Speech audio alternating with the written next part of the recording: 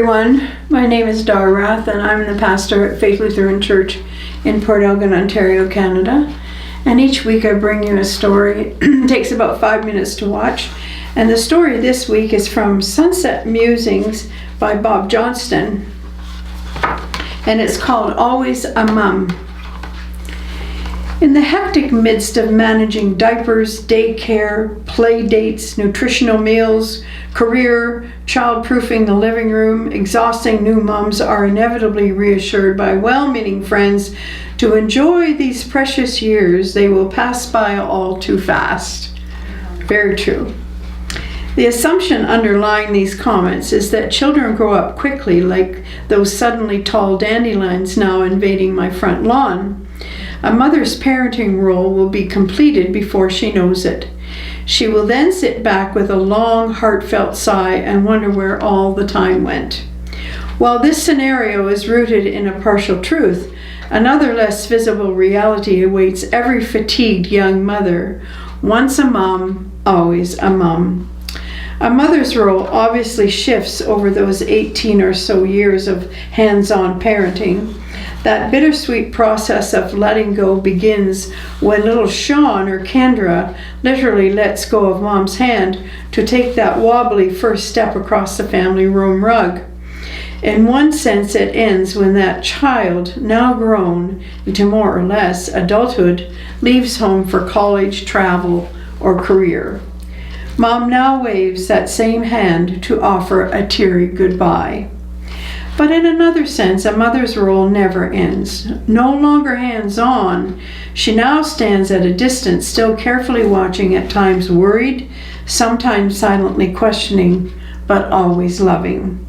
This new mother-child relationship, while no longer so physically demanding, can be emotionally draining.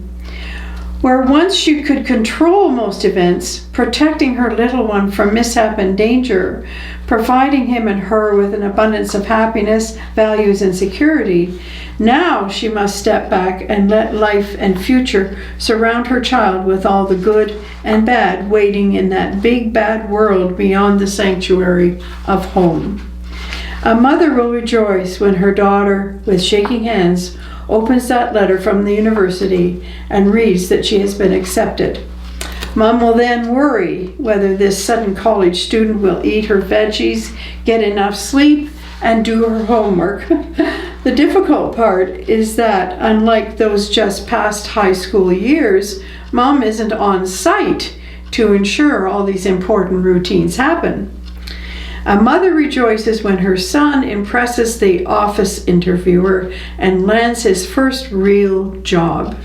She then worries about future company downsizing and where he will find a decent place to live in the oversized big city housing market. Again, she will have no control to influence those challenges facing her boy. If and when that son or daughter finds the right one and announces an engagement, she will share their happiness. If the marriage appears to hit a bumpy road, she will be anxious, but unable to intervene to protect against hurt or harm. When she is blessed with the title of Grandma, she wears the label proudly, her new role stirring up evocative memories of her past parenting years. She also silently worries about some of these new child-rearing ideas, but wisely refrains from offering unsolicited advice. She could even extend her anxieties to fret over the kind of world her grandchildren will inherit. We are currently really concerned about that. But again, she can do little to guarantee their long-term safety and success. On Mother's Day, we rightfully acknowledge with appreciation that crucial provision of nurturing, guidance, and discipline lovingly and patiently bestowed on us by our mothers. We also understand that their love leads them to forever care and worry, albeit from a more hands-off perspective. I think of my own mother spending her last years in a retirement home. While long past the days of caring for Bobby, her first son, she still managed to regularly retrieve a banana from her supper meal and save it for me. Once a mum, always a mum.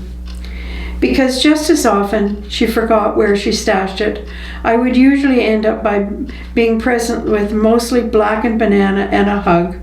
I was always grateful and moved by her gesture of caring, even if I didn't always eat the love gift. In these sunset years, I can still reflect on the crucial role my mother played during my growing years, and for her ever vigilant eyes thereafter. Wow. What a wonderful story. Thank you, Bob, for reminding us about our mothers and being a mother and a grandmother. My goodness. I can tell you one quick story. I was fairly strict with my two boys, and when we went down to visit one Saturday afternoon to have lunch with our two young new grandchildren, Katie was about 4. And my son Bob said, "Katie, you're misbehaving at the table, so I think you should go to your room." Well, I was quite upset about that because we had driven 3 hours already to go and have lunch with them. And here he was, my son Bob, sending my new lovely grandchild to her room because she was just a bit fidgety at lunchtime.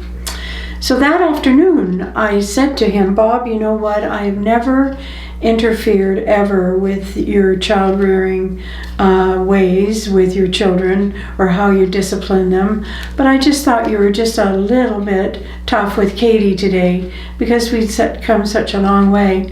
And he just looked at me and he said, "What? You? Calling me the kettle black? Are you kidding me? Do you know, you would have done exactly the same thing." So anyway, it's quite different being a grandma from being a mother. I really agree with Bob Johnson on that fact. So thanks so much for taking 5, and blessings on your day.